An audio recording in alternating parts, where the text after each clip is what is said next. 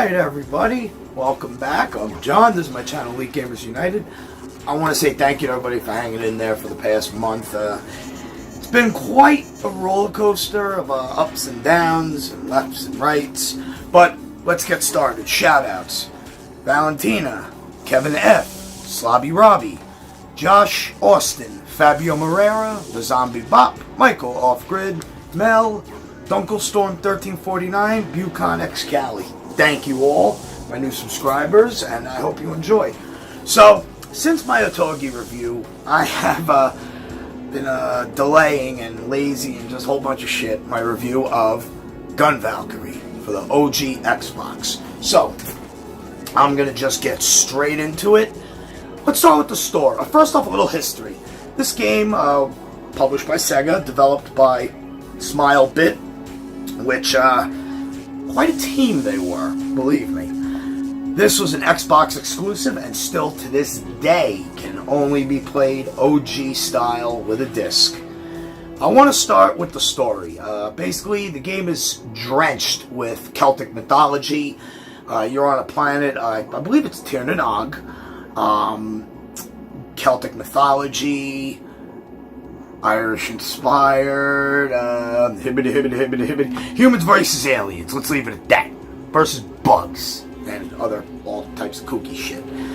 You play as one of two characters. I believe the girl's name is Kelly Olenmi, which doesn't get any more Irish than that, and Subrauto Mishima. No relation to Kazuya Mishima. Basically, Kelly is the easy difficulty. What's the name? Yeah, Subrauta is the hard difficulty. Either way, it doesn't matter. The game has a fixed difficulty level, and the only difference is how the two characters play, their types of weapons, and the way you upgrade them. I want to start with the visuals. First off, this game made me proud to be an OG, to be an Xbox owner. It had beautiful, well-designed worlds, great usage of greens and purples and hues of blue, and even oranges and metallic colors for mechanical inspired environments. I want to say the enemies are well modeled, they animate very well, your character very detailed, pardon me, very well animated characters and enemies, very well designed, very deep world. I will say, this game, you can feel the inspiration of Space Harrier, and if you've played the game, you'll understand what I mean visually. I also want to say, this game does make incredible use of lighting and, to a degree, particle systems for certain things. I think that, truthfully, this is definitely top 10 best original Xbox games, visually. And to this day, I'll tell you, I wouldn't doubt if this game is secretly a part of the Space Harrier universe. And when I get into the sound part of my review, you'll see why. I want to start by talking about the music. First off, this game has a score and a soundtrack. You don't hear games with scores like this anymore. It feels epic, but epic in its own way. Not inspired, not taken from anything else. And take back the not inspired. The soundtrack feels literally like it's a continuation of Space Harrier. The music just fits so wonderfully. If you took the soundtrack and played Space Harrier to it, it goes together like peanut butter and jelly. The voice acting is not too bad. There's it's got a great score, great ambient environmental sounds. The enemies sound pretty good. The weapons, the explosions, even the sound of the thrusters sounds really cool. I think they really did put a lot of effort into making this game's soundtrack, score, and sound direction all come together and just complement each other very, very well. In fact, the between levels, when you're looking at your mission briefings and information and leveling up your attributes, your abilities, your armor, weapons, etc., I think it's got such a great great track playing in the background, and it's sort of like, it's got a heroic feel, and it feels epic, but not like an over-the-top type of epic. And I will say, even GamePro back in the day praised this game's visuals, praised the score and the sound, and I'll say they are the two highlights of this game, because the controls and the gameplay, I've never seen a gameplay review from GamePro praise so much and then shit on the rest. The controls in this game, I am going to go out on a limb here and say I think they fit perfectly. This game makes heavy use of your thrusters / jetpack and maneuvering in the air without touching the ground. That's how you keep your combos going without letting too much time pass between kills and without touching the ground, and thrusting like evade left, evade right, back and forward. This game, you push the left stick in and move the stick left or right to do a dodge roll or thrust evade, as I'm going to call it. The controls will come off as very weird at first. I assure you that you will get the hang of it and you'll be maneuvering just fine. However, GamePro back in the day thought the controls were horrible and gave it a 1.0 out of 5 in the controls department. I'm going to tell you this. I don't think these controls were designed to be frustrating. I think it was designed to put a grip on the mechanic and the importance of thrust dodging and staying in the air, killing an enemy, dodging out of the way, and not touching the ground, trying to get your style as high as you can.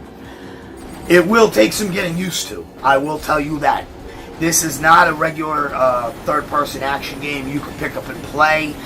It is not friendly for the first half hour until you get a grip and understand how the controls, how your character is affected by your maneuvering and the physics involved.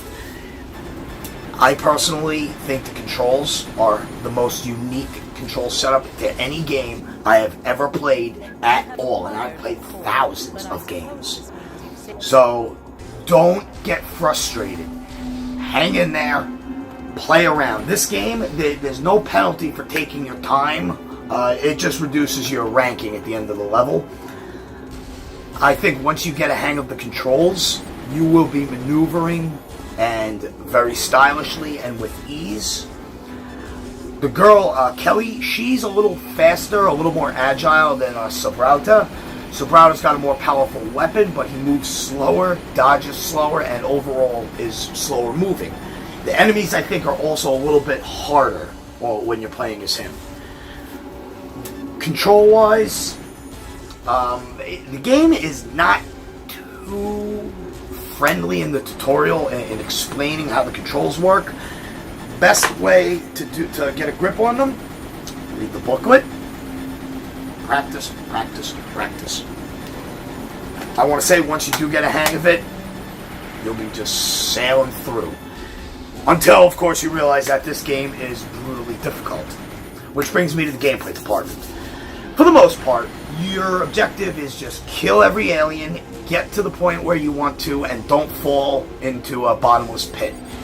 You'll be navigating through floating islands. You'll be navigating over bottomless pits with wind and thermal currents, which you will need to use your thrusters to gain altitude, exploit it, and get across the gaps. It can be a little frustrating because you really can't position the camera directly overhead to look and line up the bottom of your feet. You'll really need to rely on what I call shadow placement. Wherever the shadow is, that's probably where you're going to land. The gameplay, I can't say that it's not a challenging game. It's a fair but challenging game. The boss battles, there are some big boss battles. They are tough. The first two are pretty friendly. You'll get through them no problem. But after that, the difficulty just ramps up. By getting as high of a combo and a style score as you can will get you more currency, which in turn you use to level up your armor, your lock-on abilities, your weapons, your life, etc., etc. The game doesn't give you a ton of customization, but you do gain enough to keep it diverse between both characters. Kelly and Sabrata do not play or feel alike. If you like a more challenging experience, start with Sabrata. I do believe you can switch between missions. However, power-ups are not interchangeable. Once you power up a certain ability or a weapon with one character, that's for her or him. The other character, you got to do separately. They both do not have the same weapons. Sabrata has more of a blast, or his standard weapon is more of a assault rifle. A battle rifle / long distance shotgun, so to speak. Kelly's, she starts off more with an assault machine gun, which in the first level you do upgrade and get the LMG with her, and it's very cool when you're in the air and you're firing her light machine gun, and because of the power, you descend slower. So you'll figure out ways to work that into your combos and into your strategies when it comes to fighting enemies. You will fight tons of enemies at once. The game runs silky smooth. The frame rate is gorgeous, with a drop or two here or there. No big deal. I want to say though, I have not beaten this game. I've gotten at least a halfway plus. I still have my original save file from 2003, ironically, on my OG Xbox. But I started a new one for this game. On the back of the box, I want to point out, inspired by modern day anime. In the early 2000s, you could tell this was inspired by animes like Gundam, just due to the design, Macross, Appleseed, even hints of Ghost in the Shell to a degree. I love the abilities. I love the special moves in this game. I love the weapons. I think it is truly one of, if not top 5 best OG Xbox action games. The game got no love back in the day, except from IGN and the graphics and sound from GamePro. The controls, every review had a different opinion on the controls, but I'll tell you this. If you consider yourself an elite gamer, much like I do, and much like all of you fine folks, we are gamers. Our strongest strength is adaptability. Example, Balan Wonderworld. Every reviewer and their mothers shits on that game's controllers. Y'all suck, alright? It's about learning, getting used to it. We, as gamers, I believe we can overcome any game's controls and obstacles with the interaction between our eyes, our hands, the controller, and the game. That's our strength. That's what makes us who we are. As gamers, we've played dozens, hundreds, thousands of games. There's nothing we haven't encountered before that we can't get through. I want you all, everybody who watches this review that has an OG Xbox, go spend the $10, $20, check this game out, because I'll tell you, Sega, this was a pure, true hidden gem that got no love. It was a wonderful game. It was developed by a very strong team under Sega. I believe SmileBit was it was like R&D 5, or I don't know off the top of my head. Don't crucify me, alright, you pricks. Cut me some slack here. But I do want to honestly say, if you love action games, if you love beautiful visuals, a well-designed world, a wonderfully epic soundtrack, go play GUNVALKYRIE. Alright? Come on, what are we doing here? Stop watching and go check this game out. I'm John. This is my channel, Elite Gamers United. I will have another review coming up later on this week. And I will say, I think it's time we do another NES game. My next review is going to be probably my rarest regular Nintendo game, and that is Bucky O'Hare. Yes, Bucky O'Hare for the NES. And also, I want to let everybody know, my voice acting career is starting to come together. I nailed my audition. I have a flight and everything set for this big event in Orlando come November, where I'll get to perform in front of producers, directors, casting directors, talent scouts, anybody and everybody, at least 40 to 50 plus, and I'll get to speak with every one of them one-on-one. So everybody, please wish me luck, and I appreciate everybody who's been in my corner. I love you all. Thank you for hanging in there. And Anna, I want to say I love you more than anything, and thank you for sticking by me and being by my side. I love you, and I want to get the boys here for my Bucky O'Hare review. Everybody, I'm John. This is my channel, League Gamers United, and as Solid Snake would say, have a good night. Snake out.